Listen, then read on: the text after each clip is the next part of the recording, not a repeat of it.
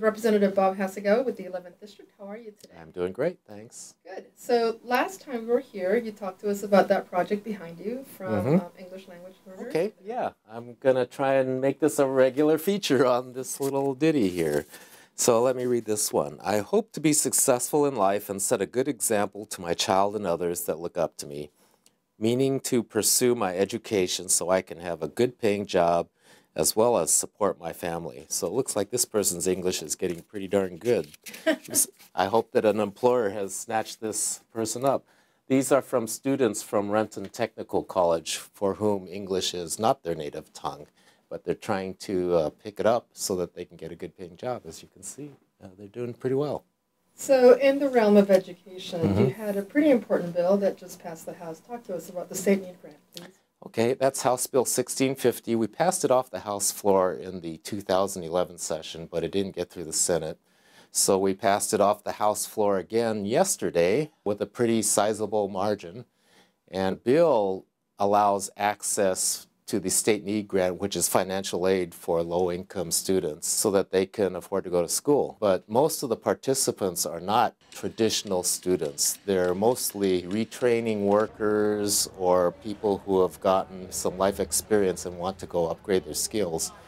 So the state need grant provides for the tuition for these folks, but sometimes life gets in the way and maybe they can't carry a full-time load and they'll want to stay in school but have to drop to maybe one class for a term. Before this bill, they would have to lose their state need grant. So now, rather than the state losing its investment in these students up to this point and forcing them to have to drop out of school, they can stay in school, get through their life circumstance, and then go back to a full-time student again. So it keeps them from dropping out.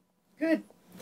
And you have another pretty big bill, the Washington Investment Trust, which is up for hearing this week.